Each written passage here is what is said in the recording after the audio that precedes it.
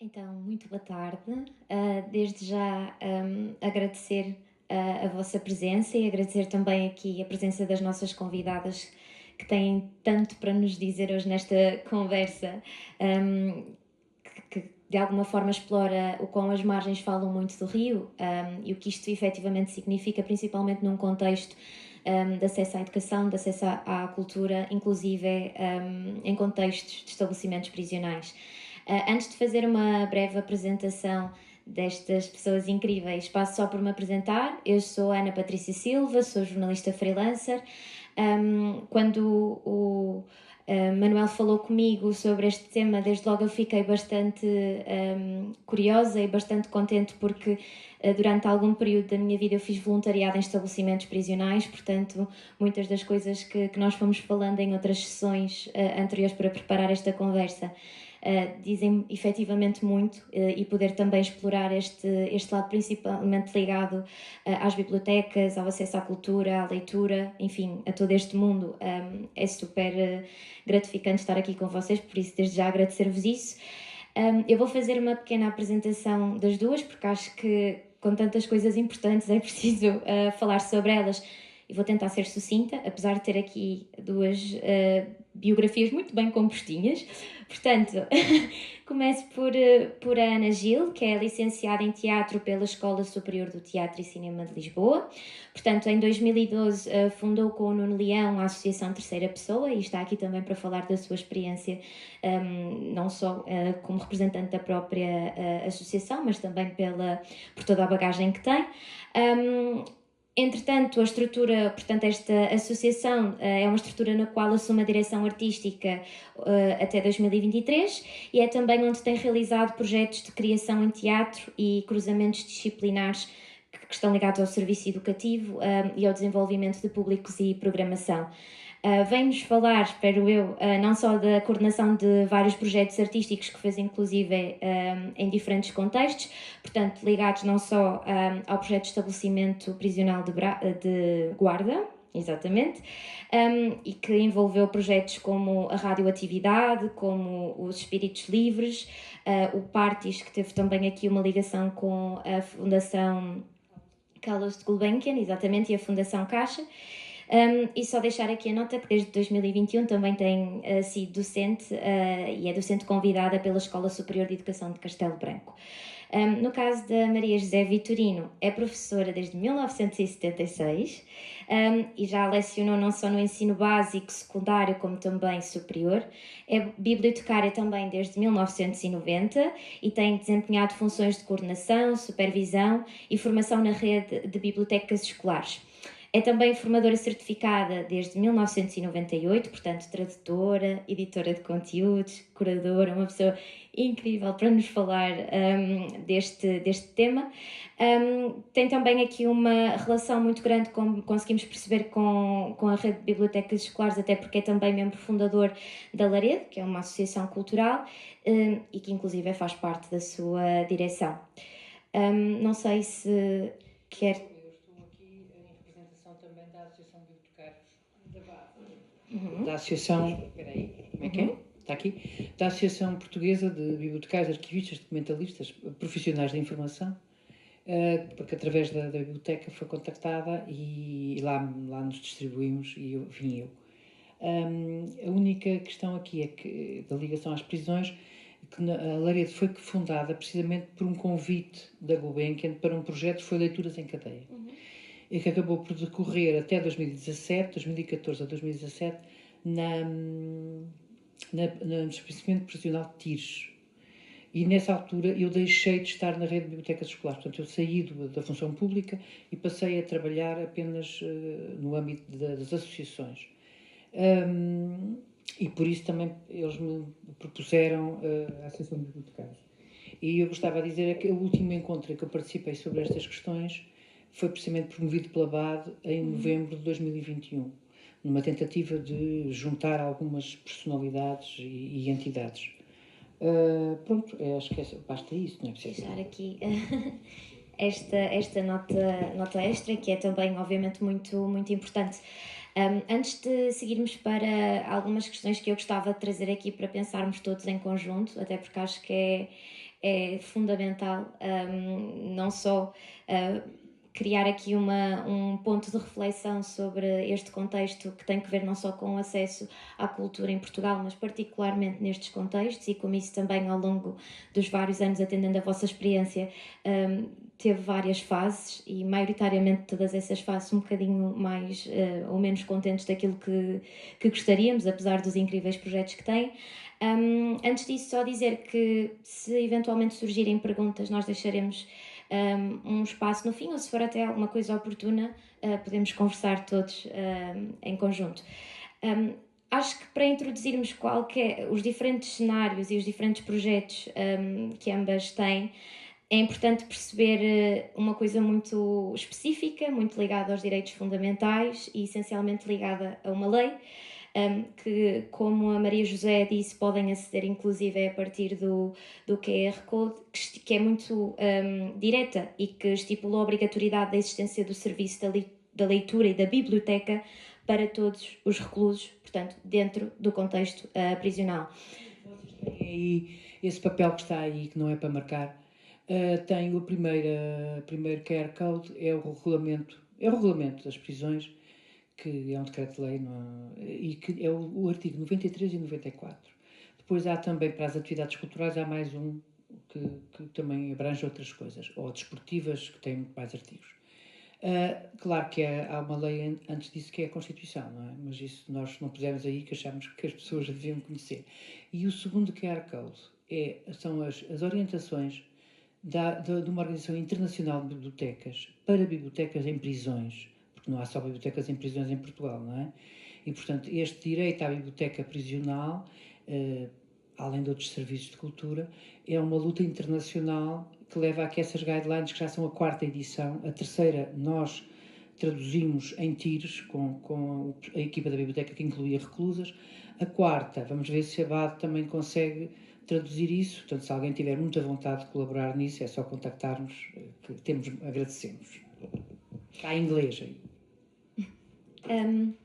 Atendendo e nós vamos eventualmente chegar mais à frente da nossa conversa e falar também sobre esta relação e esta dinâmica internacional, além da nacional, porque acho que isso acaba por estar também não só muito evidente em diferentes dados, como também a nível de desenvolvimento cultural e sociocultural, diria. Mas antes disso eu gostava que nós pensássemos um bocadinho sobre esta primeira questão, que tem que ver, e que é muito clara, sobre a existência do serviço de leitura e de bibliotecas para todos os reclusos. E, portanto, como nós conseguimos perceber, eu consultei alguns dados, inclusive dados esses datados do mais recente que temos. Portanto, estamos a falar de mais de 4 dezenas de estabelecimentos prisionais, 49 EPs, e que destes 49 são muito poucos aqueles que têm efetivamente bibliotecas. Portanto, que é por aqui que eu quero começar, que é perceber e pensar estes números. O que é que isto reflete, acima de tudo? O que é que isto reflete nesta questão que tem que ver com uma coisa tão simples ou tão necessária e que para nós parece tão evidente, que é o acesso a livros, não é? À leitura, ao pensamento. Começaria aqui pela Maria José, para introduzir, uma vez que também já começou esta conversa, porque é importante, não é? Nós estamos a falar de um decreto-lei que foi implementado em 2011, nós estamos em 2024, e os números são muito evidentes, não é? Dá-se uma volta à estatística de uma forma burocrática. Diz-se que se tem biblioteca porque se tem uma sala que se chama biblioteca. Pronto. Verdadeiramente só precisamos de uma placa que diga biblioteca. Não. É uma maneira de resolver o problema, quer dizer, de responder à estatística, não é? Essa estatística implicava serviços, de facto, de biblioteca, como é que era, e nomeadamente, no caso das orientações da IFLA, profissionais que estivessem a gerir isso. É evidente que as bibliotecas públicas têm também uma função de ligação às bibliotecas prisionais, uma vez que os residentes nas prisões são uma parte da população de um concelho. E tal e qual como as pessoas hospitalizadas, não é? O facto de estarem num ambiente fechado não quer dizer que não existam. E há bibliotecas públicas que levam isto a sério e que tentam resolver. Mas é evidente que tem a haver serviços provisionais próprios, porque tudo aquilo tem uma especificidade própria. Portanto, a gente não sabe exatamente quantas bibliotecas é que existem. Sabem que há coisas a que se chamam bibliotecas, depois vai lá ver e é uma coisa um bocadinho diferente, não é? Agora, porquê é que a biblioteca é diferente de, por exemplo, programas de criação ou programas de promoção de determinadas atividades culturais? Porque a biblioteca é uma estrutura. Eu dou sempre este exemplo. Por exemplo, nós temos um programa de higiene a nível da saúde pública. Ou temos casas de banho para as pessoas tomarem banho, ou não temos. Quer dizer, não basta ter uma vez por semana um alguidar que vai lá à casa para as pessoas tomarem banho. Ainda mais não tomarem banho, ser alguém que lhes dá banho. Faço-me entender. Portanto, aqui é que é a mesma diferença. O que implica também um investimento diferente, um investimento com estabilidade, ao longo de anos, não é só anualmente nos projetos, como cá há projetos muito interessantes de dinamização, são autorizados muitas vezes ano a ano. Ora, isso não garante uma estrutura. Enquanto que, por exemplo, os reclusos estão muitas vezes muitos anos ali, ou com uma expectativa de vários anos. Isto cria depois outras situações. Pronto, esta questão do porquê é que de 2011 a 2000, ainda por cima em 2011 celebrámos imenso aquilo, porque os serviços de leitura também não tinham só livros, tinham também áudio e vídeo. O problema do acesso às fontes digitais, que não é a mesma coisa que ter acesso livre por telemóvel à internet, é um bocadinho diferente. Mais uma vez, há especificidades técnicas, mas como também não há, enquanto nós trabalhamos nesta área, por exemplo, para a Direção-Geral de Serviços Prisionais, acho que havia 2 informáticos. Quer dizer, nem vale a pena a gente comentar, porque não, era como é que as coisas se fazem, com uns desenrascas inacreditáveis, não é? Mas depois também têm problemas de segurança, também têm problemas. Isto não é. Portanto, essa questão das bibliotecas, quantas há, não sabemos. A resposta é não sabemos. Tínhamos que ir ver, fazer um relatório e ver, por exemplo, em Santa Cruz do Bispo, ou na Guarda, ou na Castelo Branco, pode haver coisas. Outra coisa também que ninguém sabia há pouco tempo, por estranha que pareça, era quantas escolas existiam nas prisões. Porque não havia nenhum serviço do Ministério da Educação específico para o ensino nas prisões. Cada diretor de cada agrupamento desenrascava-se. Não quer dizer que não se desenrasque, mas reparem no que isto quer dizer, no que isto significa, não é? Na volatilidade e na futilidade da maneira como se encaram as coisas. De qualquer forma,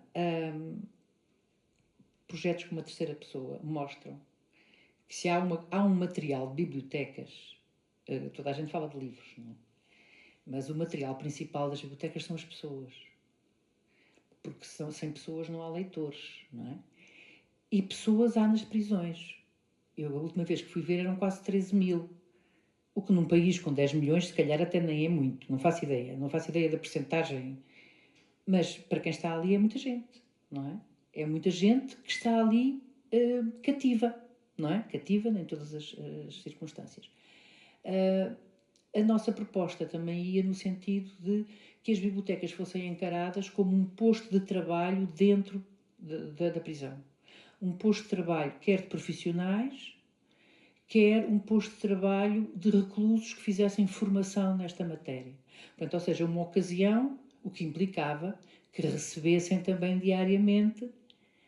Aqui foi o papel da Fundação Gulbenkian e do Comendador Nabeiro, que nos deram os trocos para isso, como é evidente, não é? Não foi de maneira nenhuma o Ministério da Justiça que nós... Mas reparem, em vez de estarem numa oficina a fazer malas, ou a fazer tapetes, ou a fazer não sei o quê, estavam a fazer biblioteca. Isso depois levanta um outro problema, que é, há uma itinerância nas prisões importantíssima, que é o empréstimo para a cela. Porque os reclusos só têm um tempo livre limitado.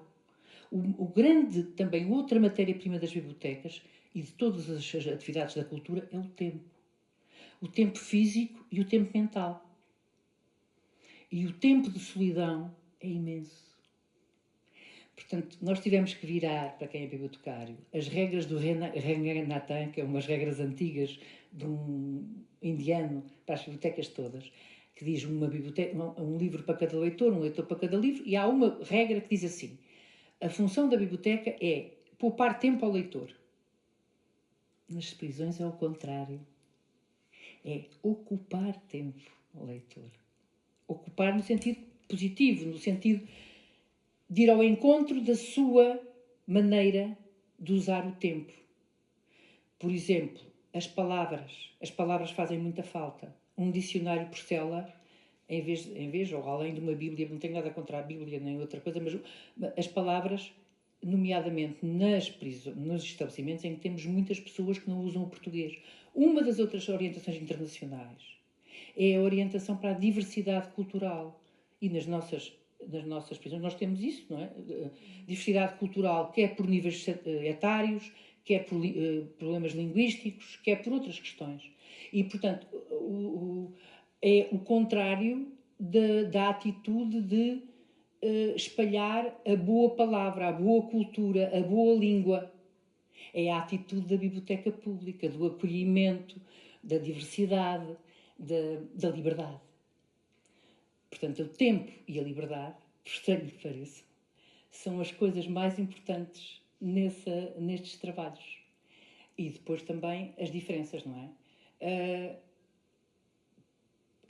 Numa outra perspectiva, a arquitetura das prisões leva muito a exemplo, em Tires levou a criar um polo de biblioteca de leitura em cada pavilhão, porque a deslocação é complicada. E, por exemplo, uma unidade para as crianças, porque Tires tem crianças. Onde estão as mães, não é? Mas, por exemplo, a itinerância de um bibliomóvel, como se faz, por exemplo, eu estava há bocado a falar de Penafiel, que vai a uma prisão que tem 1000 homens, pelo menos 1000 homens, vai um bibliomóvel uma vez por semana ou de 15 dias durante 1 hora. Vocês imaginem, quer dizer, e fazem-se filas, não é? Mas realmente a escala do investimento pode ser, a gente pode dizer assim, é melhor pouco que nada. Mas às vezes o pouco parece uma coisa que se chama no Ribatejo arremedar. Quer dizer, não levar a coisa a sério, ainda por cima fazer pouco. Fazer pouco, quer dizer, faz-se de qualquer maneira, mesmo para não fazer. Valia mais não fazer. Valia mais dizer assim, a gente não quer. Pronto.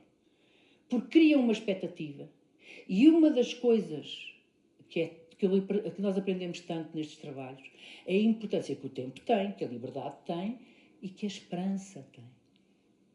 E a esperança é muito frágil. Vive da confiança. Se a gente cria uma hipótese e depois faz de conta, lá vai a esperança pela escada abaixo, não é? Eu não sei se consigo transmitir estas coisas. Depois já há questões técnicas, mas como em todo lado, para tudo há soluções. Não é... Para tudo se encontram soluções. Por exemplo, nós tivemos que usar muitas técnicas antigas, anteriores ao computador, não é? A biblioteca anterior ao computador. Deu jeito eu ser uma bibliotecária antiga, que ainda sabia fazer os controles do inventário de uma maneira antiga.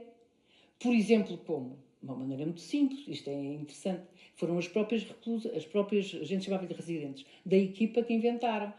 Onde saía um livro, a gente punha uma coisa que a gente chama os fantasmas, antigamente chamava que era uma folha de papel a dizer que tinha saído ali o livro. Não. Deram para lá carradas de vídeos, que já ninguém vê. Então forrávamos os vídeos de cor-de-rosa, foi mesmo de cor-de-rosa, e o vídeo encaixava no sítio do livro, estão a perceber? Então a gente olha para... era extraordinário, ajudava imenso a arrumar aquilo, que, portanto, parece é um problema que a gente tem que ter, não é? Que as bibliotecas também têm que ter um mínimo. A questão do vídeo e do áudio é muito importante, a importância do cinema é extraordinária, a importância do rádio. De facto, requer... tem umas possibilidades extraordinárias, não só porque há muita gente que não sabe ler, como, por exemplo, o cinema, o ver em conjunto é uma coisa muito importante. Portanto, e sobretudo se forem peças que são escolhidas com as próprias, de onde a importância de termos na equipa pessoas que fazem parte do universo dos reclusos, mas também termos técnicos e guardas que estão ali diariamente. Eu dou sempre o exemplo, quando um dos filmes que foi escolhido foi As Sufragistas, eu tive que comprar 2 exemplares, que foi um para os guardas e outro para as guardas verem, e outro... Tudo bem, não tem problema nenhum. Uma outra situação é os próprios técnicos, a formação desses próprios técnicos que estão a trabalhar. Eu estive a ver as estatísticas, para aquilo que eu disse há bocado, que é 13 mil, há cerca de 5 mil guardas, técnicos prisionais, técnicos de acompanhamento, com formações muito diversificadas e assistentes técnicos. Mas, por exemplo, os assistentes técnicos do quadro de Direção-Geral dos Serviços Prisionais, metade está nas prisões, a outra metade está em serviços de retaguarda. Eu não quero dizer que não sejam precisos, estou a dizer é que nas prisões são precisos mais, com certeza. E, não é, e no caso dos técnicos também tem esse. E não é essa a questão, é de facto também a formação dessas pessoas. E nessa perspectiva, uma prisão, por exemplo, com mil reclusos, com não sei quantos guardas, não sei o quê, é uma unidade de trabalho. Ou seja, a biblioteca também teria que servir estas pessoas, porque estas pessoas trabalham ali. E, portanto, a experiência que nós temos é que muitas vezes estes próprios projetos, às vezes funcionam como uma formação destas próprias pessoas, que já estão atafolhadas, e quando elas estão envolvidas, foi o que nos aconteceu, felizmente graças a esses patrocínios, elas inventam soluções. Por exemplo, um dos problemas que havia em Tiros, não sei se nas outras há, é que na primeira semana uma pessoa que entra numa prisão está fechada, fica na cela. O que é que nós criámos? Um cesto com livros e um contacto com ela para que ela fique com livros na cela. Isto foi a ideia de uma técnica. Não foi... E deu um resultadão. Claro que isto tem que ser acompanhado para a guarda, não pode ser uma pessoa qualquer. Pronto, não vou estar... Ou seja, isto é específico. É específico dentro da biblioteconomia, é específico dentro do trabalho da cultura. É um contexto que a pessoa tem que saber.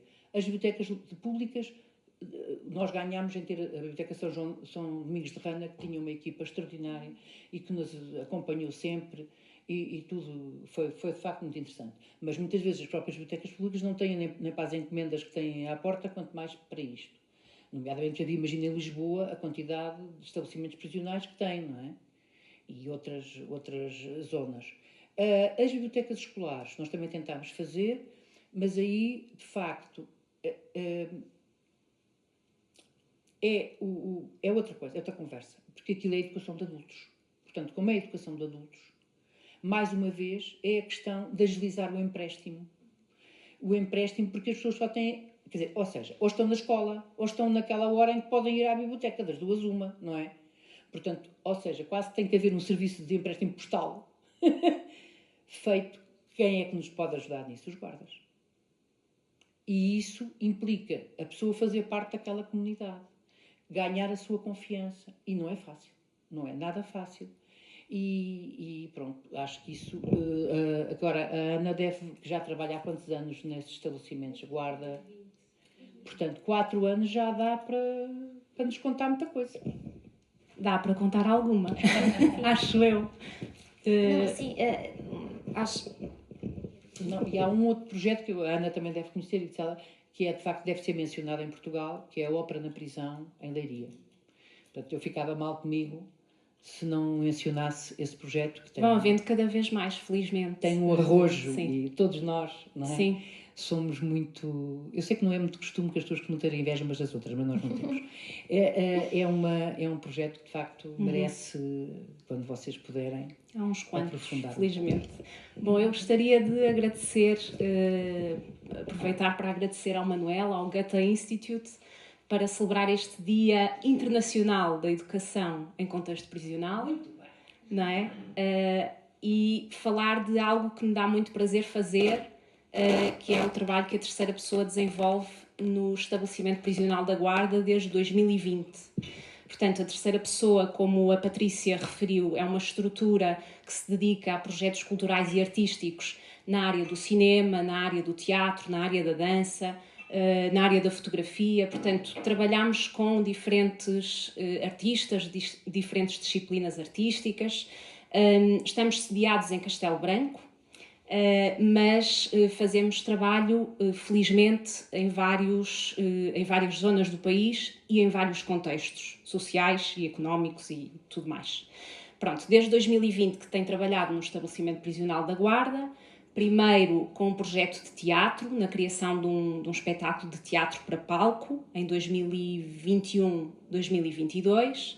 Portanto, foi o projeto Espíritos Livres, do qual resultou um espetáculo, resultou um livro, Muro é um Muro, é um Muro, é um Muro, resultou um filme documentário e resultou uma conferência final que foi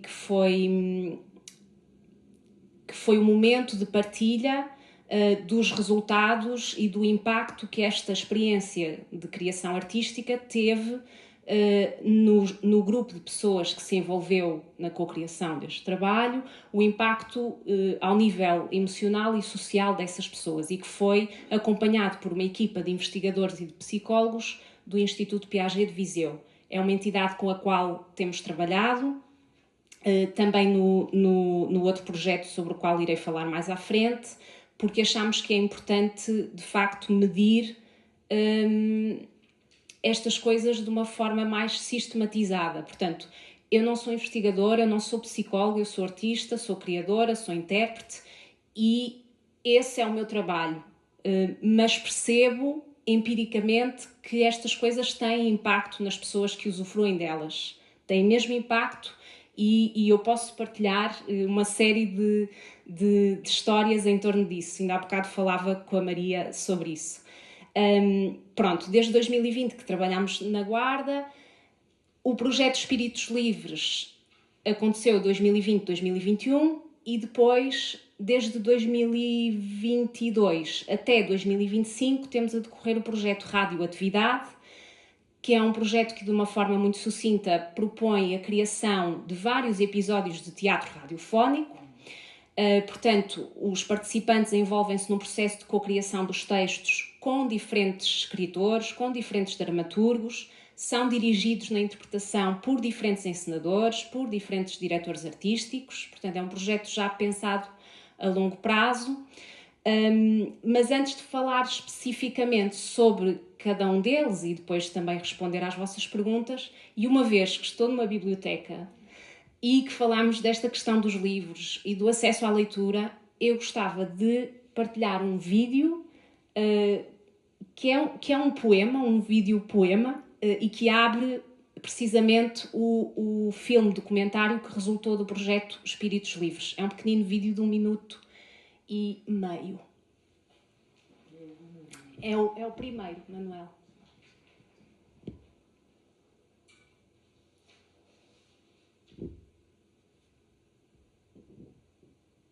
Da terra saem imaginários monstros, bocas desterradas pelo ar, entre o vento, onde seja sempre tempestade.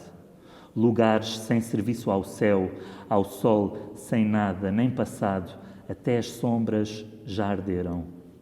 Sem amor até ao ar, ou um estômago feito nuvem, nuvem à mesa, vômito sem nome, falta-lhe ar, através da coluna, do tronco vertebral até aos galhos, pelos ramos nus, sem folhas e flores, nem raízes. Uma queda certa ao mínimo suspiro, sem história ou lugar, só por si a terra não chega. Dizem que é de quem a trabalha entre o vento. Gostava de saber fazer vento. Qualquer dia farei vento, como quem canta com amor. Talvez amanhã. Amanhã farei vento como quem canta com amor. Nenhum gesto. E alguém respirou fundo até ao vento. Acabou sem espanto. O rubro ruminar do tempo, levando o rubro a ruminar no tempo, levado ao rubro. A própria terra tem como saber o que fazer, fazendo. Rumores ao rubro ruminantes, esgravatando rumores à própria terra, fora do mundo. A terra morta morreu.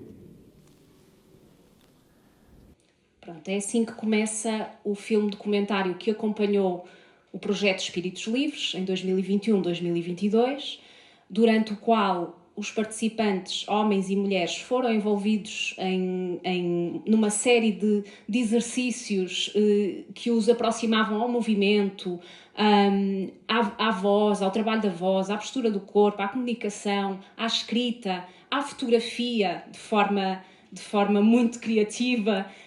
Portanto, eles foram envolvidos nesses processos, onde nós lançávamos desafios criativos para eles irem criando coisas, não é? Porque têm coisas para dizer e têm a sua sensibilidade e a sua subjetividade, e a partir daí criámos um espetáculo, Para Que Lado Fica o Amanhã, que estreou depois em julho no Teatro Municipal da Guarda, e durante o processo criativo de 9 meses nós recebíamos nas sessões alguns artistas que vinham da área da dança, da fotografia, da poesia. Portanto, o Rui Dias Monteiro, que é a voz da pessoa que ouvimos, é poeta, é ilustrador, foi à prisão, dinamizou uma sessão, lançou um desafio ao grupo, que depois concretizou durante um tempo.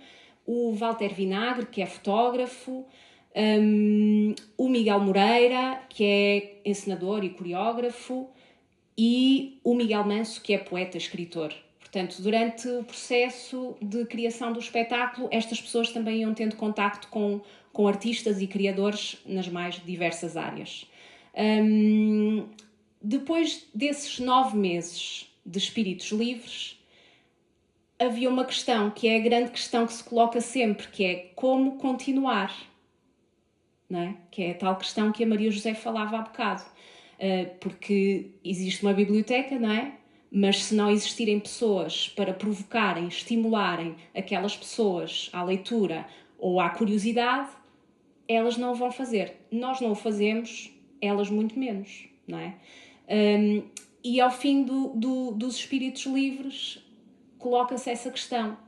E na altura estava aberto um apoio, uma linha de apoio da Fundação Carlos de Gulbenkian e da Fundação La Caixa, chamado PARTIS, Práticas Artísticas para a Inclusão Social, e a terceira pessoa, que andava já com vontade de continuar o trabalho, mas não tinha meios nem financiamento para o fazer, decide concorrer ao apoio com uma ideia, radioatividade, um novo projeto. Continuámos a trabalhar teatro, mas teatro radiofónico. E então desenhámos o projeto, candidatámos-nos, fomos bem-sucedidos e ganhámos o financiamento para um projeto a 3 anos. Isso é uma lufada, é uma bolha de oxigênio, vocês não estão a perceber. Quem trabalha em cultura e em arte, ter a previsão de que o nosso trabalho vai começar e vai ter a duração de 3 anos, e já me parece pouco, porque já estamos no 3º ano, mas é uma bolha de oxigênio.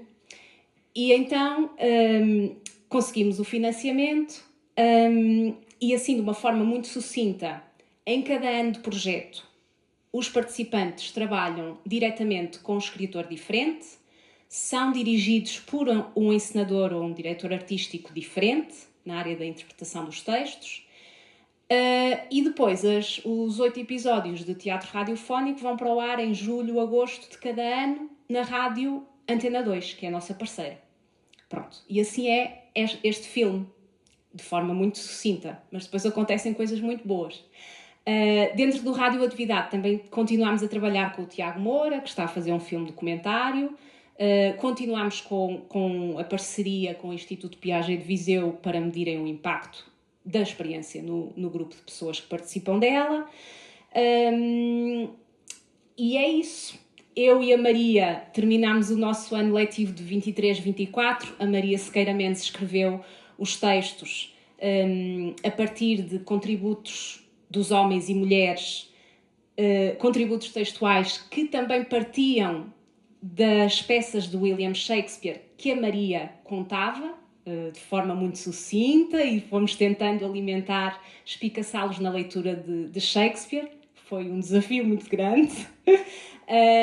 E foram dirigidos na interpretação por mim neste ano letivo que passou. Atualmente estão a trabalhar com o Miguel Manso, que é já um nome repetido, e com o Nuno Leão, Mas pronto, todos os episódios de teatro radiofónico podem ser ouvidos na Antena 2, estão disponíveis em podcast. Aquilo que estão agora a ver, estas fotografias, são resultados incríveis dentro do contexto prisional. Dizer-vos que a terceira pessoa trabalha em estreita parceria com a direção da prisão. Temos a sorte de ter encontrado uma direção de um estabelecimento prisional altamente aberta a este tipo de intervenções, facilitadora. Portanto, não, pelo menos esse passo é um passo facilitado e está dado. Portanto, há uma relação de proximidade e de cumplicidade que nos permite, por exemplo, pensar em criar 2 estúdios de rádio numa prisão que não tinha. Portanto, há um na ala feminina, há um na ala masculina. Os participantes e as participantes já receberam formação técnica com o João Almeida, que é diretor da Antena 2, portanto, já aprenderam a conduzir entrevistas, já aprenderam a trabalhar com softwares de edição de som, no caso dos homens que tinham esse interesse. Há uma rádio que nasceu interna na ala masculina e que é de forma autónoma, totalmente dirigida pelos reclusos. Interna, para já. Emissões regulares, vai para a sua 17ª emissão. Houve a possibilidade de visitarem os estúdios da RTP, também com homens e mulheres. O Sr. João Almeida é aquele senhor de camisa branca. Portanto, tem acontecido uma série de coisas pelo caminho que não estavam planeadas em projeto, mas que são boas. São aqueles acidentes bons, que é bom bater de frente, que é para levar logo um grande choque e aquilo ser avassalador, como é a experiência que se vive dentro de um contexto daquela natureza. Portanto, tudo o que é possível de ser sonhado, pelo menos nós gostamos de acreditar assim, é possível de ser concretizado. Falando mais especificamente do acesso à leitura, por exemplo, no caso, a Maria foi levando várias peças de teatro do William Shakespeare para contar as histórias, eu ia lançando desafios criativos em torno das peças, do Romeu e Julieta, do Macbeth, do Rei Lear, coisas que tivessem que ver com a história. Íamos lançando desafios criativos para os aproximar à leitura. Por exemplo, no caso do Romeu e Julieta, lancei um desafio às senhoras que foi escreverem uma carta ao Romeu como se fossem a Julieta. E isso, de alguma forma, o lado lúdico, ou o lado do jogo, de repente vou desenhar para o meu Romeu, aproxima-as ao universo, aproxima-as à obra do William Shakespeare. Não sei se as faz ler a peça, até porque algumas têm dificuldades, mas há outras que leem para as outras. Mas, pelo menos, dá-lhes a possibilidade de tomar contacto com estas coisas. Durante este processo de radioatividade, eu instalei uma prática muito simples. Em cada semana, em cada sessão que eu tivesse com elas e com eles, todas as minhas sessões terminavam com a leitura de um poema, que era escolhido, obviamente, a dedo. Nunca repetia autores, nunca repetia poemas, mas todas terminavam com a leitura de um poema. Tinha pessoas que diziam que não gostavam de poesia, nunca tinham lido um livro na vida, obviamente, não gostavam de ouvir, não gostavam de ler, não gostavam de nada. O que é certo é que, com essa prática, as pessoas foram se aproximando, foram percebendo que, se calhar, não era assim uma coisa tão distante da realidade delas. A poesia passou a fazer parte do cotidiano daquelas pessoas. Eu tenho livros meus, da minha biblioteca, que levo e deixo de empréstimo na biblioteca da prisão. Sei que todos eles são requisitados, tenho forma de o saber. Sei que leem, porque cada livro vai com um desafio na contracapa. Portanto, eu digo, depois de leres este livro, realiza este desafio. E tenho sido bem sucedida, portanto, acredito que leem. e resultou em coisas como estes objetos simples que ofereci no final do ano letivo de 23-24, que é um poemário dedicado às mulheres e um poemário dedicado aos homens, que contempla todos os poemas que fui lendo em cada uma das sessões. Portanto, mesmo que eles não leiam outro livro, eu sei que eles vão ler este, porque estes poemas foram escolhidos a dedo e eu fazia questão de os dizer. E esse lado de isto foi escolhido para mim, isto foi pensado para mim, este projeto pertence-me, isso é uma coisa muito importante. E acho que é importante haver espaços, sejam bibliotecas, seja a escola, seja um projeto de cariz artístico, teatral ou o que for, que convide as pessoas a entrar e a dizer: este lugar também é teu. Tu podes criar algo aqui. Tu tens coisas para dizer. Tu só estás um bocadinho adormecido. E aqui, o trabalho que a terceira pessoa faz é acordar um bocadinho as pessoas com quem se cruza. As pessoas que cruzam o seu caminho e que ela cruza o caminho delas. Há uma nota... Sim, claro. Estava a ouvir-te e estava a pensar que sorte que nós tivemos de ter uma verba para que podermos escolher e comprar livros para a biblioteca por escolha das reclusas. Não por nossa escolha para elas, mas escolhas delas próprias, porque tínhamos verba para isso, porque tudo o que entrava na prisão era para oferta. Ao fim de 3 anos, fizemos uma estatística, que é uma mania que a gente tem, e descobrimos que muitos do enriquecimento das coleções foi por oferta das próprias reclusas, que recebiam coisas das famílias e tal, e depois ofereciam os livros para a biblioteca. Isto é uma estalada de um tamanho. Ouçam. Não é quem tem mais que dá mais. É quem tem menos. E isto é muito importante, porque era mesmo um espaço. Claro, de vez em quando havia rugas lá dentro. Houve uma vez que houve uma situação acho que de contrabando de roupa interior, uma coisa qualquer, nos sofás. Havia o problema dos sofás. Foi a discussão da pintura da biblioteca. Como é que a gente pintava? Tínhamos dinheiro para tintas. Também era preciso dinheiro para tintas. Portanto, estas coisas têm a sua importância na apropriação dos espaços. Claro, eu não teria escolhido aquelas coisas, mas isso também não interessa, não é? Pronto, interessa como é que nós fizemos. E por exemplo, a expressão plástica é uma coisa muito importante também, o desenho. Eu estava a ver o vosso estúdio, não é? O desenho, o traço, porque também o traço e o risco é uma atividade que se pode fazer sozinho. Da mesma maneira que se tivessem um karaoke, quer dizer, estou eu agora a ver aquilo, e isso, mas também podem fazer coletivamente, mas podem fazer e podem individualizar-se, porque de facto são pessoas. Eu nunca mais me esqueço de uma das coisas que aprendi na primeira visita de uma responsável da Gulbenkian connosco, ao projeto. Maria José, são pessoas como nós. E era uma coisa que a gente nunca se devia esquecer, que são pessoas como nós. E que nós podíamos estar do outro lado. Porque isso é uma coisa essencial, até para a nossa própria inovação, não é? Para a nossa própria formação. Evidentemente que este projeto Leituras com Cadeia pretendia intervir na própria estrutura prisional, que é diferente da vossa... Portanto, os técnicos e os guardas eram âncoras, é outra coisa. Mas, de facto, os 3 anos, eu tenho muito orgulho que a Gulbenkian tenha passado há 3 anos, porque foi de outro projeto em que eu estive envolvida, chamado TECA, em que nós chegámos à conclusão que com menos de 3 anos não se fazia nada em lado nenhum. E até houve um administrador da Gulbenkian que disse, e menos de 10 é difícil. Porque, do ponto de vista do investimento financeiro, não é? Estes calendários são importantes. Tal e qual como na agricultura, ninguém trata um terreno só por 9 meses, não é?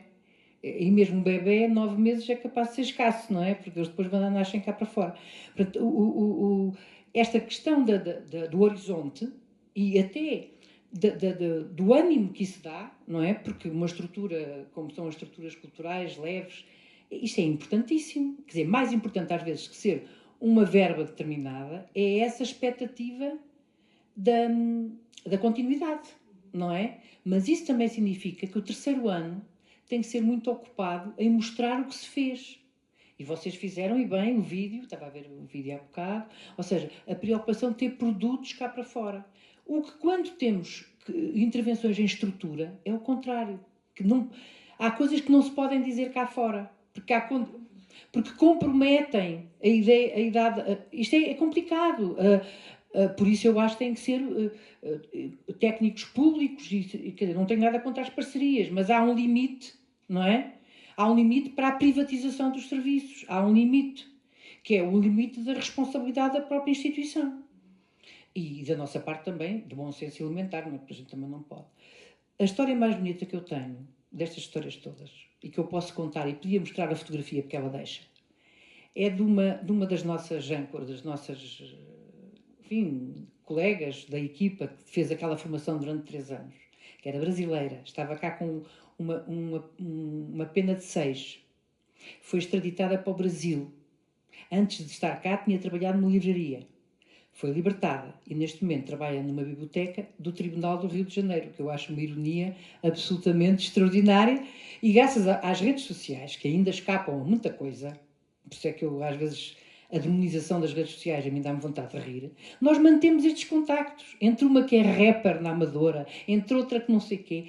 E isto também acontece nas bibliotecas públicas, também, porque nós fazemos parte delas, como elas fazem parte de nós.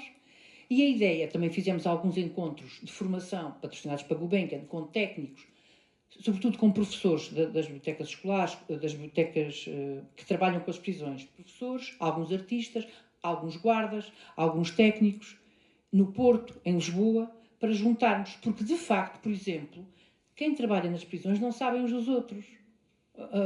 Não é? Trabalhemos lá como trabalharmos, uns com música, outros com isto, e isto era o mínimo, era estabelecer esta ligação, para depois nós aprendermos uns com os outros e também criarmos propostas, não a nível pontual, mas a nível estrutural, porque senão, daqui a uns tempos estamos a contar outra vez estas histórias que foi do nosso tempo, não é? Como aquelas pessoas, o 25 de Abril. Sim, essa questão da rede de conhecimento é super importante, porque... E há uma investigação, houve uma colega, podes procurar, que foi a esse encontro da BAD, espanhola, uma colega de catalã, que fez uma investigação e publicou. Por isso, aquilo que tu dizes da ligação à investigação é importante, também para a visibilidade disto do lado da investigação. Porque nós não somos ilhas, não é? Temos que ver. Eu gostei muito de saber que vocês trabalhavam com... Essa questão da rede, de nós sabermos, dos guardas saberem o que é que nós ali estamos a fazer, é super importante, porque no limite é um guarda que permite que um homem ou uma mulher venha à sessão do radioatividade. Portanto, no limite, eles participam do projeto porque o guarda autoriza ou não, abre a porta ou não. Portanto, é super importante e eu fiz questão, pela forma como andava por ali, de me apresentar às pessoas. Porque de outra forma não há hipótese. Porque eles ficam fechados no mundo deles e eu no meu. A questão dos 2 diretores das prisões. Portanto, nas prisões não há um diretor, há 2. Porque há um da parte militar, e há militar, quer dizer, dos guardas, não é militar, mas pronto, armada, e há outra da parte. E a melhor prenda que me puderam ter dado foi no fim disto tudo. E este relatório vai ser agora, foi autorizado para o Gulbenkian nós publicarmos, finalmente. E vamos publicar na internet para toda a gente, quem quiser. Foi a diretora da prisão, uma pessoa muito crítica e muito, pronto, que nos acompanhou sempre e com boa vontade, mas no fim disso eu aprendi que a biblioteca não é só leitura. Pois. É cidadania, é mais. E, portanto, isto é muito importante, porque é a mesma coisa que dizer que a cantina não é só alimentação. Não é? Há mais coisas ali, não é? Há saúde, há convívio e a percepção que ela teve, a questão mesmo da segurança, não é? Porque lá está. Demora trabalho, mas temos que trabalhar com as... Eu passei por muitas dificuldades, não é? E em cada prisão há dificuldades diferentes. Nós conseguimos contactar com de algumas prisões de alta segurança e tal. Quer dizer, a situação não é... Isto não é nada fácil, não é? Também tive uma autora, uma escritora que foi lá fazer uma sessão a pedido das nossas reclusas sobre a questão da violência doméstica, uma autora que foi a Ana Cristina Silva, que é psicóloga, e que entrou e quando saiu disse o que ela se sentiu oprimida ali. Quer dizer, a opressão, quer a gente queira, quer não, é um espaço de opressão, não é um espaço de alegria, por muita... Por exemplo, o teu entusiasmo, que é extraordinário, que eu acho uma maravilha. Mas eu sei que isto é mas tu sai, repara, ter a noção... Eu vou continuar assim. Eu acho que essa é a minha arma, portanto, não é isso. Se eu não tiver esta arma, eu não me sabe. Mas isso é importante, isso é muito importante, porque é tão importante quanto mais faz contraste. Quer dizer, quanto mais contrasta, não é? A gente às vezes não se apercebe disso. Mas dizem-nos isso, não é? E uma outra coisa é todo outro mundo que se desenvolve. Por exemplo, a lei obriga a que todas as bibliotecas tenham um exemplar do Código de Execução de Penas para os reclusos consultarem. Geralmente está numa gaveta e só o faxina responsável pela biblioteca é que consegue lá ir e não sei se cobra pela leitura daquilo. Repara, que aquilo são as regras a que as pessoas têm que obedecer. Vocês não calculam a dificuldade que a gente teve para ir arranjar códigos em papel. Atualizados. Isto parece mentira. Tive que ir aos alfarrabistas. Os primeiros livros que foram sugeridos, dicionários de sonhos. Há brasileiros, para vossas informações, isto já agora, partilha esta informação, porque nós trabalhamos com uma metodologia que se chama o perfil leitor. E, portanto, tentámos fazer o perfil de cada leitor. Então, uma das coisas, dicionários de sonhos. Bem, o que eu corria à procura, mesmo com dinheiro para comprar. Porque não eram... Havia alguns clandestinos, não é, que lá estavam e tal, e depois, agora já há mais. Não é os sonhos do Freud, aquela coisa, não estou a falar disso. Esse como dicionário de símbolos, também muito procurado e tal. E as revistas, que eram as tais que elas ofereciam. Portanto, para... A questão da rádio, por acaso, para mim é muito interessante. Conseguirem um circuito interno de rádio. Porque eu acho que isso é muito... Porque tem uma coisa, a rádio tem quem faz e quem escuta. Eu fiz rádio, portanto eu tenho essa... E uma das coisas que eu aprendi é que nós temos que ter uma noção de quem escuta. Vocês têm alguma maneira de saber quantos, por exemplo, são escutam? Todos. Escutam. Todos os reclusos. É uma emissão que passa nos altifalantes. Portanto, eles estão a jogar à bola no pátio e estão a ouvir. É altifalante. Portanto, é tipo disco jockey. Não, eu estou a falar a rádio mesmo em escolha, em canal. Isso são só os episódios de teatro radiofónico que vêm cá para fora. E que são ouvidos lá dentro.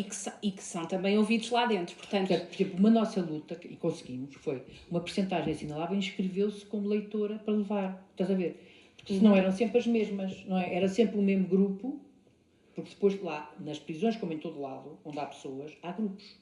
E os grupos depois, às vezes fecham-se uns aos outros, não é? Pronto, a rádio Vocês interna... quantos é que participam nas emissões? Agora já aumentou, porque agora os participantes do Radioatividade puxam outros para participar. Ou seja, imaginem que eu quero entrevistar um ex-árbitro de futebol. Então, eu, participante do Radioatividade, vou convidar o meu colega de cela, que é... Portanto, já há participantes indiretos. E ainda buscando esta questão da rede de contactos, era impensável, há um tempo atrás, ter um estúdio a funcionar de forma autónoma, dirigido pelos reclusos. Imaginem o que é um recluso ir pedir a chave do estúdio ao guarda. E se o guarda não estiver para ali virado, não abre o estúdio. Portanto, e sabe. Portanto, há um caminho que é feito até chegar aí. Mas o que é certo é que esse caminho foi feito. Mas no início eu tive boicotes à rádio. Eu tive guardas que simplesmente desligaram o sistema e não houve emissão de rádio para ninguém. E como é que foi também? Portanto, há situações mais cinzentas. Sim. Mas eu falo das outras porque é nas outras que estamos agora. Mas eu também acho que isso é bastante interessante, não é? Que acaba por ser uma evolução, portanto, principalmente ao longo destes últimos 3 anos que estamos a falar mais focados neste projeto em específico, Eu fui tirando aqui algumas notas que eu gostava muito também de abordar e de vos ouvir falar sobre elas. Primeiro, eu achei fascinante quando tu, Ana, falavas em outras reuniões que nós tivemos sobre até a própria forma como vocês construíram o estúdio, porque nós estamos a falar aqui como vimos o estúdio, mas acho que era interessante também falares dessa como é que foi esse processo, não é? Tu falaste que era uma antiga barbearia. Era uma antiga barbearia, já tinha existido em tempos a Voz do Recluso, só com o Recluso apenas a fazer rádio, mas já foi há muitos anos. E aquele espaço do estúdio masculino, o feminino acho que não, que era um gabinete de alguma coisa, mas o masculino era uma antiga barbearia. A direção mudou a barbearia para outro sítio e foi arranjar caixas de ovos, assim em massa, para forrar as paredes da ala feminina e da ala masculina. Arranjámos mesa de som, microfones, uns tripés, o básico para que os reclusos e as reclusas pudessem fazer... Pois, claro, porque comprar uma mesa de som custa dinheiro, comprar microfones também custa dinheiro, comprar cartões de memória e certificar-me de que eles não vão para as celas por extravio também custa dinheiro e também os responsabiliza. Isso é uma coisa super importante, responsabilizar aquelas pessoas para que elas assumam de que de facto, ok, eu faço parte da rádio, sou o operador técnico, sou o responsável por todos os dias guardar este cartão de memória nesta caixinha e entregar à direção.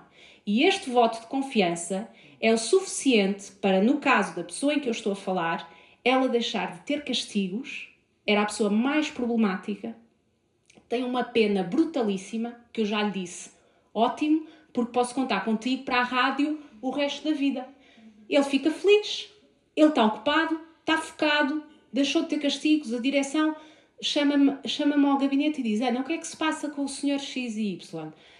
O que se passa é que ele tem um foco novo, é o que se passa. E percebeu que na rádio pode efetivamente ter prazer naquilo que está a fazer.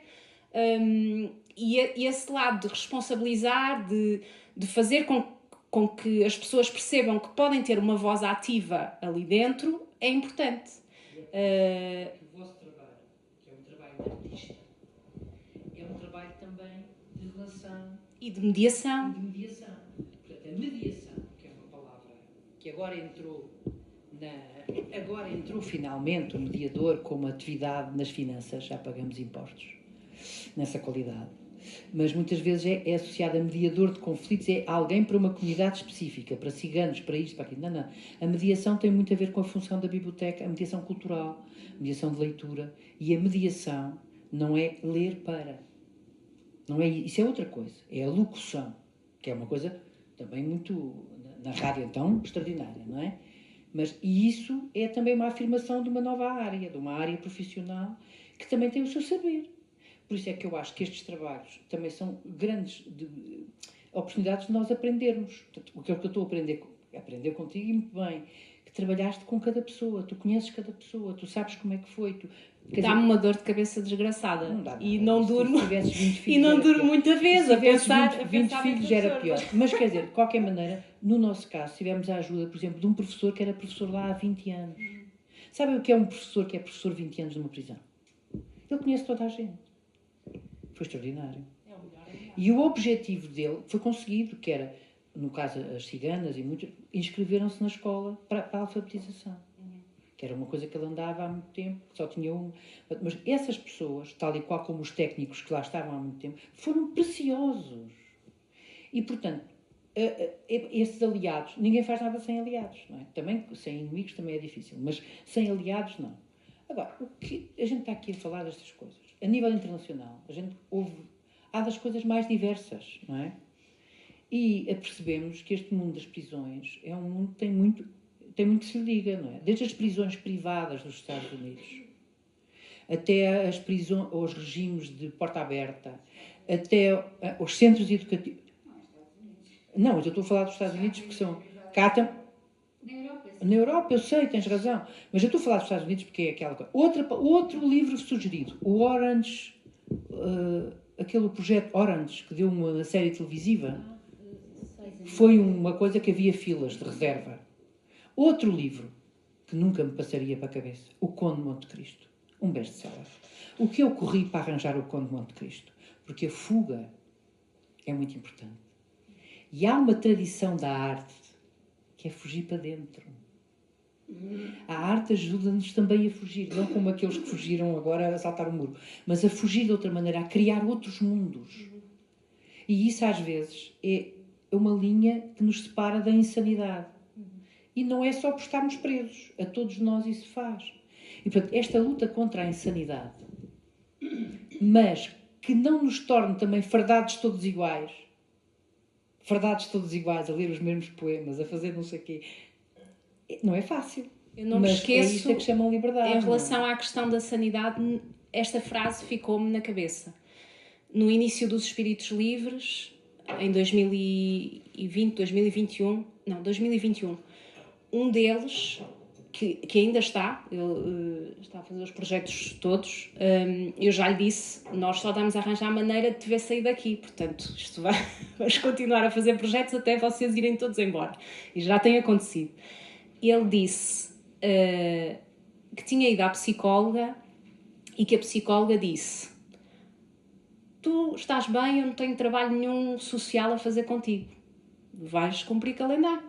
Portanto, e ele ficou com aquela na cabeça e ele partilhou isso e disse: portanto, o meu objetivo daqui a 5, 6 anos é não enlouquecer, porque o resto estou ok, não tenho problemas de interação, não tenho... O meu objetivo é não dar em doido. Pronto. Porque há muito espaço para dar em doido.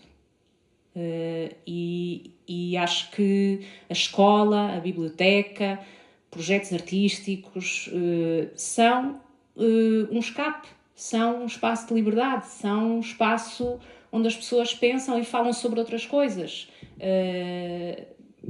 E às vezes a cabeça tende a ir para... E os meus filhos, e isto é duro, e eu sofro imenso com isto, mas tento sempre tirá-los dali, tirá-los... Que não seja... Que aqueles muros não sejam aqueles muros. Portanto, que vão para outros lugares. Pelo menos durante as 2 ou 3 horas que estão na sessão ou que estão comigo. E isso... Para mim é super importante e é quase um farol em todo o trabalho, quer artístico, quer social, quer de relação, porque eu sou muito mais para além de artista quando estou com aquelas pessoas. Com aquelas e com outras, e com os guardas a mesma coisa, não é? Portanto, é exatamente o mesmo. Eu gostava de voltar só um bocadinho atrás, porque... Eu disse que esta hora e meia ia passar a voar, e acho que conseguimos aproveitar muito bem várias questões aqui à medida que fomos falando.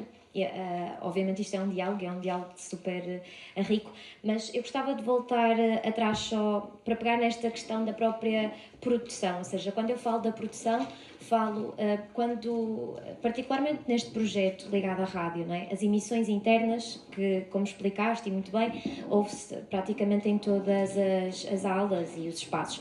A minha questão também tem muito que ver com este lugar de produção da própria comunicação, ou seja, quando nós falamos dessas emissões, nós falamos em concreto do quê? Porque essas emissões são feitas pelos reclusos, mas passam, obviamente, por todo um processo de direção, como falavas, dos próprios cartões. Portanto, há uma necessidade de ver anteriormente, ou seja, é aí que eu quero chegar. Ok, já percebi a tua pergunta, Patrícia.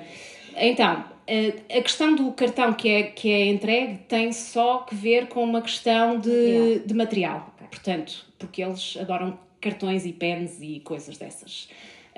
E dá jeito, pronto, para guardar material. Portanto, tem só que ver com isso. Porque, de alguma forma, o caminho que foi feito, desde 2020 até aqui, felizmente... possibilitou uma relação de estreita cumplicidade e confiança entre a direção da terceira pessoa, os reclusos, a comunidade dos guardas, os técnicos e a direção. E com esse alicerce construído, tenho a sorte, mas sei que isso não é uma prática comum. Isso é uma coisa conquistada. É uma coisa conquistada e provavelmente será excepcional, porque de facto as emissões não passam pelo crivo da direção. Mas eles ouvem.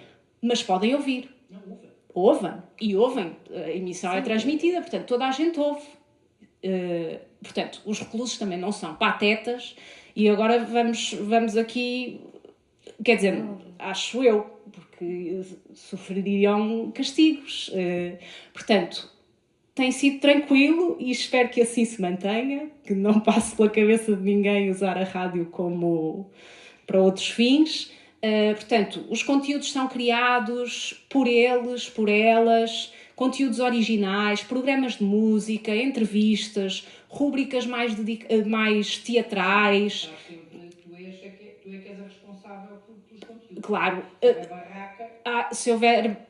Quer dizer, agora a rádio interna, que é a Rádio Guarda-me, tem um nome, eu sou responsável pelo radioatividade. A Rádio Guarda-me é uma extensão da radioatividade. Eu agora estou a sair de cena.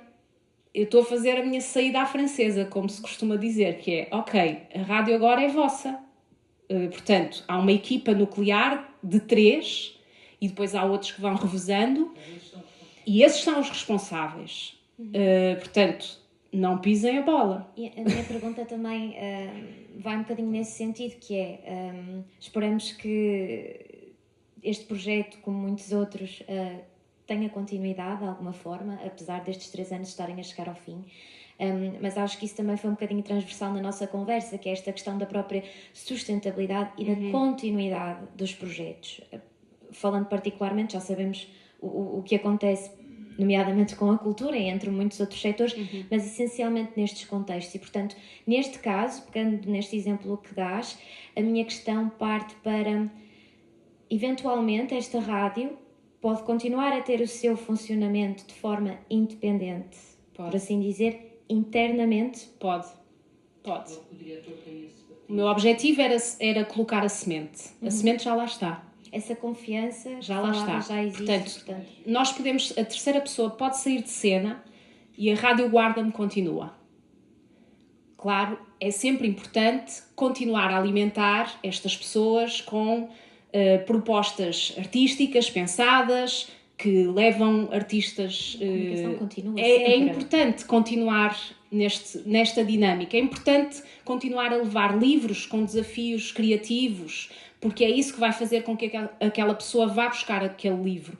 Porque daqui a meio ano ou 1 ano, o projeto Radioatividade acabou, a Rádio Guarda-me, eu espero que não perca a sua autonomia e a sua alegria, que também existe.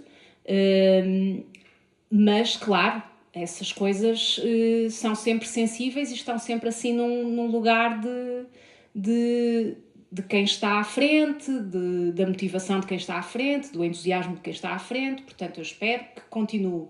Mas sim, os projetos culturais e artísticos devem continuar a existir para continuar a alimentar aquelas pessoas.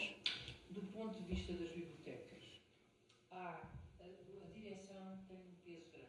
O diretor tem um peso grande nessa continuidade. Nós já terminámos o projeto há 5 anos e continua a haver 5 bibliotecas, continua a haver pelo menos 5 faxinas, 5 responsáveis ou 6, e a técnica... Tínhamos 3 técnicas envolvidas que envolveram outras pessoas, mesmo que a pessoa se reforme, mesmo que a pessoa... Há essa perspectiva. Porquê? Porque houve um alívio com isto. Os próprios técnicos, isto ajudou-os no seu trabalho. Não foi uma coisa além, não foi mais um trabalho, mais uma chatice, mas foi uma coisa que elas, são sobretudo elas, mas também há eles, perceberam que era uma coisa que os aliviava.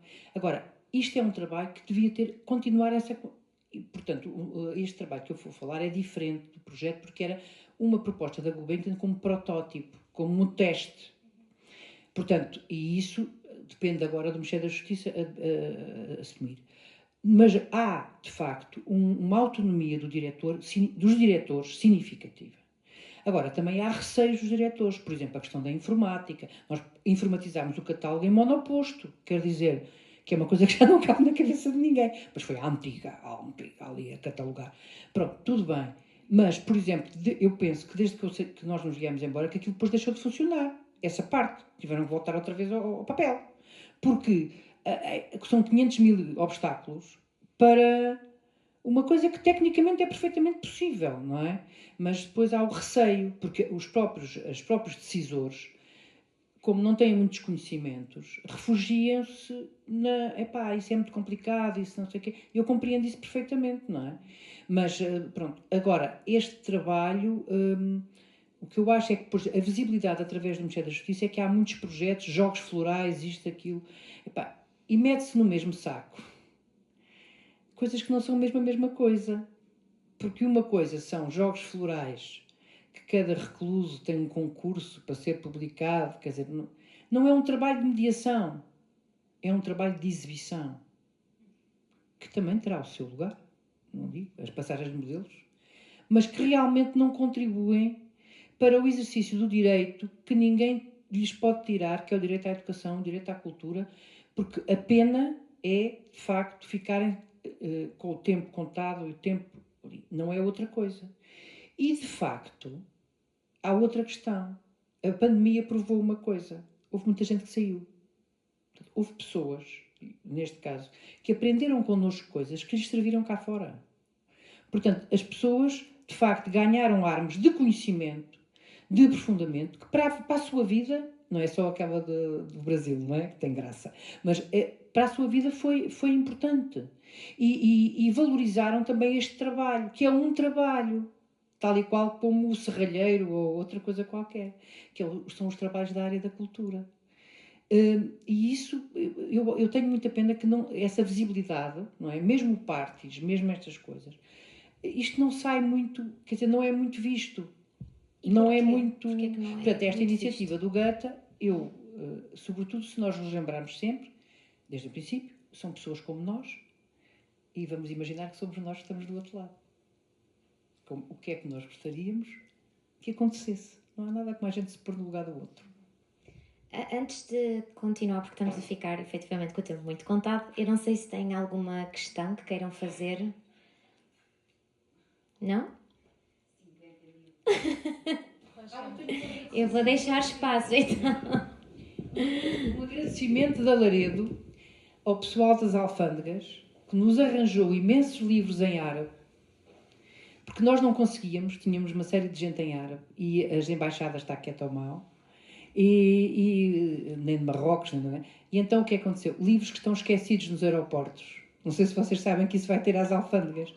E eles arranjaram-nos, de uma maneira muito informal, ou seja, deixaram o saco lá em casa, livros em árabe, nomeadamente algumas edições do Corão, lindíssimas, que permitiram que nós tivéssemos para essas pessoas, nós não tínhamos nada naquela língua, não é? Assim como também da comunidade ucraniana, da comunidade russa, que nos arranjaram livros nesses idiomas que também estavam presentes e que, ao contrário do que consta cá fora, não são assim tantos. Mas há, de facto, estrangeiros, também pessoas com outras línguas, nas nossas bibliotecas. Nesse aspecto, o British Council ajudou-nos com coisas em inglês. Portanto, temos que agradecer. Alemão nunca pedimos, por acaso. Queres fazer alguma pergunta, Isabel?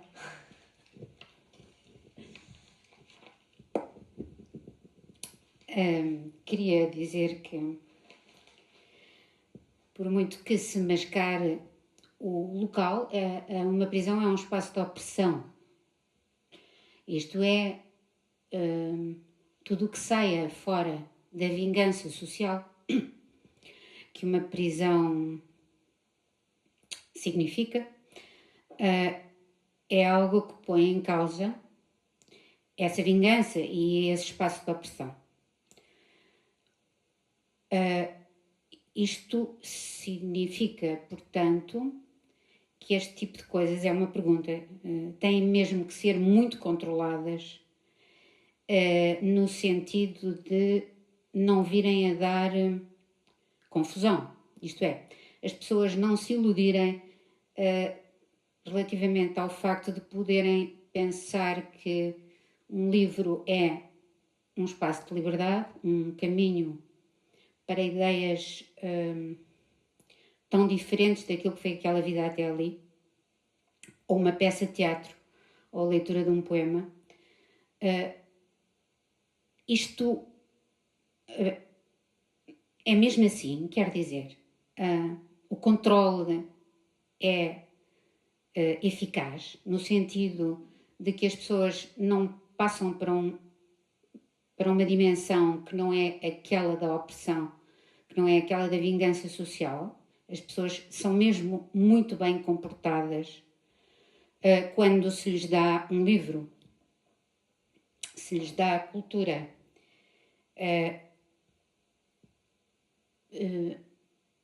Isto é, não pegam num microfone e não fazem confusão de vez em quando. Até agora não. Isso poderá talvez significar que o controle da opressão é realmente muito eficaz. Vocês estavam a falar, eu estava-me a lembrar de um filme que foi agora aí posto nos ecrãs, muito recentemente, que é o Joker 2, salvo erro, que se passa praticamente todo dentro de uma prisão e em que há momentos simbólicos, muito simbólicos, de libertação total dentro da própria prisão, e que são exatamente os espaços de cultura possível dentro de uma prisão, como seja, eu vou ali para cantar ou eu vou ali para ver um cinema, um filme. E isto corre mal. Qualquer uma destas coisas corre mal, isto é, qualquer uma destas coisas põe em causa realmente aquilo que é uma prisão hoje, em 2024, que é exatamente a mesma coisa, o mesmo conceito que era uma prisão no fim do século XIX, até nos edifícios que nós temos. Este filme, nesses momentos simbólicos, diz-nos a cultura faz com que as coisas corram mal dentro de uma prisão, isto é, com que as pessoas, de facto, se iludam e pensem que são livres quando lhes dão uma canção ou um livro. Daí que eu tenha ficado um pouco surpreendida com esse bom comportamento e que já me respondeu. Depois eu queria saber uma coisa muito simples, que é esta. Este Rádio Guarda-me é uma sequela daquilo que vocês faziam antes, não é verdade? É o que vai ficar depois. E quem é que deu este nome? Quem deu este nome? Eles. Deram. Houve um processo. Eu sei porque que houve um processo democrático de votação, houve uma urna na biblioteca e tudo, havia uma lista de vários nomes que foram pensados pelos reclusos e depois foi a votação pela comunidade toda, guardas, técnicos, professores, reclusos, tudo. Portanto, foi um nome que escolheram. É assim que se chama. Eu aproveitaria só para fazer uma última pergunta, que acho que ainda estamos dentro do tempo, temos 5 minutos para eu poder fechar a sessão. Não sei se têm mais questões, senão eu posso vos dar a minha pergunta. Não? Ok. Então, esta última questão é também quase fazer de uma forma muito sucinta, pensar tudo aquilo que nós conversamos aqui, porque é muito interessante perceber também esta dinâmica, como a Isabel falava, não é? Esta construção também muito externa e para a sociedade, de uma forma como funciona ou como é que a cultura pode trazer positivamente, ou no caso negativamente, um espaço de liberdade. E não sei se isto vos faz sentido, mas eu tenho pensado muito sobre isso, que é, nós falamos aqui muito sobre coisas que para mim, desde a pertença, desde um espaço, falamos na questão de estar em liberdade num espaço que na verdade é uma prisão, mas não estar na prisão dentro da prisão, não sei se me faço entender, acho que isto até foi uma citação da Maria José em outras conversas que nós tivemos, mas acima de tudo também é sobre algo que no meu pensar está muito ligado ao direito da palavra, ao direito de ser. Portanto, para além de toda esta questão de eu pertenço o facto de produzir determinado conteúdo que me foi, não é, proporcionado também ao longo destes 3 anos, mas depois também como é que todo este trabalho, além destas pessoas poderem exercê-lo a posteriori fora da prisão, mas como é que passa, não é? Como é que isto passa? Porque nós tivemos este exemplo de socialmente, ou numa linguagem sociológica e de entendimento sobre aquilo que é um contexto prisional, não é? Esta ligação à cultura em 2024 pode ser um problema. Estamos a falar num contexto internacional, mas a verdade é que isso também muitas das vezes cria-se num contexto nacional, esta ideia de aceder à cultura, de aceder a projetos culturais dentro destes espaços. Basicamente aquilo que eu gostava de perceber com vocês é se este trabalho ao longo destes 10 anos, coloco 10 anos por causa dos dados que temos, pouco mais do que isso, teve uma evolução, mas uma evolução ainda que muito pouco significativa, o que quer dizer em números, não é? Obviamente que não é em trabalho feito, até porque vemos isso com a questão do financiamento dos projetos, e acho que isso pode ser uma porta, não é? Mas acima de tudo, o que é que nós podemos continuar a fazer ou pensar, porque temos todo um universo a acontecer, temos imensas frentes a acontecer, umas mais positivas, se podemos dizer isso, outras menos negativas. Há toda uma atividade sociocultural, há toda uma política interna e externa que influencia todas estas frentes. Portanto, eu gostava de perceber com vocês, de uma forma muito geral, o que é que nós podemos continuar a fazer, ou em que medida é que nós podemos tentar passar todo este trabalho e dar a partir disso um pensamento também crítico, como a sociedade continua a perpetuar, de certa forma, esta ideia ideológica, esta ideia arquitetónica do que é este contexto, não é? O que é uma prisão. Não sei se para vocês isto pode fazer sentido, porque é um trabalho, de facto, feito durante muitos e muitos anos e continuamos aqui a esbater-nos muitas vezes contra muitos muros. Vou tentar ser sucinta. Acho que o facto de haver entidades como o Instituto Piaget de Viseu a desenvolverem um trabalho de investigação e a produzirem pensamento em torno disso e a resultarem documentos físicos e dados para o efeito podem ter um impacto na medida em que podem sensibilizar o poder para contemplar determinadas verbas para que estes projetos se possam desenvolver. Porque a terceira pessoa, por acaso, desenhou um projeto, por acaso não, mas vou dizer, por acaso desenhou um projeto para acontecer numa prisão, mas podia ter sido outro e a prisão não era contemplada. Portanto, o Partis é um projeto de práticas artísticas para a inclusão social, mas que não diz é especificamente para prisões. A Direção-Geral das Artes podia pensar e olhar para este tipo de intervenções. A Direção-Geral dos Serviços Prisionais podia olhar com muito mais cuidado para este tipo de intervenções, sejam bibliotecas, sejam projetos artísticos, seja o que for. Portanto, acho que tem que passar por aí, por uma questão de sensibilizar, tentar que estes projetos produzam objetos, seja um livro, seja um filme, seja um documento mais científico, publicações em revistas, para de alguma forma tentarmos sensibilizar o poder para estar mais atento a este tipo de questões. É assim, um dos efeitos foi os colegas do Brasil convidaram-nos para fazermos vídeos e nós fizemos não com as pessoas, com os reclusas, que isso não, e fizemos e participámos já em várias coisas e trocámos várias coisas. No Brasil há outro tipo de situação, há bibliotecas com bibliotecários, há agentes de leitura, há um projeto de remissão de penas para leitura. É um mundo completamente diferente, não tem nada a ver com o nosso, mas há profissionais como nós. E as nossas, vá de lá do sítio, não é? Há esta ligação entre... Agora, a primeira coisa que eu quero dizer, todos estes trabalhos não mudam o sistema. Isso a gente se entende. As prisões são mesmo, como diz a Isabel, ferramentas de opressão. De resto, basta ver o projeto de reforma da arquitetura das prisões, que é feito de uma perspectiva hoteleira. Quer dizer, como se fosse um hotel de alta permanência. Não tem nada de equipamentos, nem de cultura, nem de educação. Quer dizer, eu já tentei falar com os arquitetos e tudo, e foi depois dos nossos projetos. Quer dizer, e de resto já havia projetos antes de 10 anos. Isto não vai lá com gota a gota, não é? Mas em relação a isso, só acrescentar uma coisa, Maria José. A direção do EP da Guarda partilhou que em tempos, há anos atrás, os reclusos eram fechados e não eram abertos, eram só abertos para 1 hora. Não. Só para isso. Não havia escola, não havia projetos, não havia nada. Nada. Estavam fechados quase 24 horas numa cela. Portanto, alguma coisa mudou.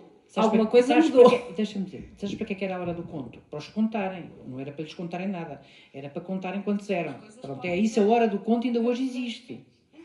Nas prisões. Agora, há diferença de prisão para prisão. Até porque uma coisa é uma prisão que tem 40 presos, todos clarinhos brancos, ou da polícia. E outra coisa é uma prisão de alta segurança.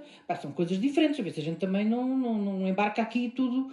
Agora, de facto, são um mecanismo de opressão. E são a prova daquilo que o sistema não consegue resolver. Aquilo é mesmo uma das pontas, como os manicômios, como... pronto, e isto tem tudo uma história, não é? Mas, o que é que a gente pode fazer?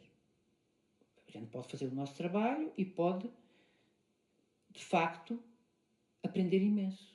Com essas pessoas que lá estão e connosco mesmos, não é? E aprendemos sobre nós mesmos. Do ponto de vista de um artista, isto é um material extraordinário e vê-se pela maneira como... de um criador, porque tu és confrontado com... Agora, o risco disto, isto é as questões de segurança, não é? Uma coisa que eu aprendi foi a linha de fogo. Eu não sabia o que era. Ou seja, eu sabia organizar bibliotecas para o livre acesso, aquelas coisas, mas não sabia que tinha que haver uma linha de fogo. Ou seja, se houver uma chatice, tem que haver possibilidade de evitar que um mate o outro. Não é mais ou menos isto na parte benigna, não é? Posso dizer na parte... E também o não darem doido, aquilo que tu disseste há bocado. Portanto, apesar de tudo, a insanidade espreita-nos em toda a parte. E não se espreita só dentro das prisões, não é? Também se espreita fora. Agora, aquele espaço é propositadamente, toda a conversa da reinserção e da reclusão, levava-nos muito longe, não é? Porque uma coisa é o que se diz, outra coisa é o que se faz, não é? E esses espaços de respiração que existem, que são precisos, podem oxigenar, mas não nos transformam em atletas de alta competição, claro. Mas agora, aqui há uma coisa. Ou a gente acha que vale a pena, apesar de tudo, não é? E eu acho que sim. Até porque tenho aprendido muito e tem-me ajudado imenso. Não é? A mim, pessoalmente, é uma coisa muito egoísta. Pronto, muito egoísta mesmo. Agora, a questão dos livros. A questão dos livros é muito... A questão da leitura, a questão da palavra. Para mim é mais a questão da palavra. O domínio da palavra. Quando as pessoas, de repente, escrevem para si mesmas. Não é para... Escrevem para si mesmas. E isto é impressionante. Da autonomia, não é?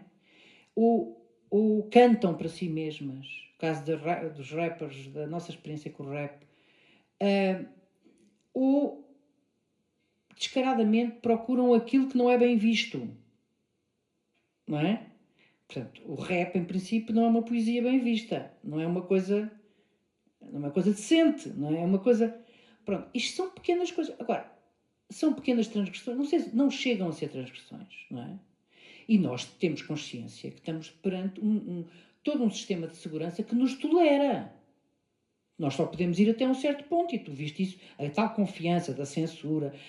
Nós estamos ali nós próprios também estamos a ser controlados.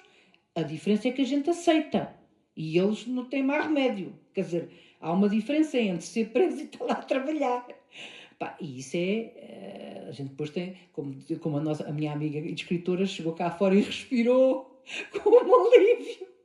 Portanto, porque sentiu aquela quem lá vai muitas vezes já nem sente, a gente e isso é uma das coisas.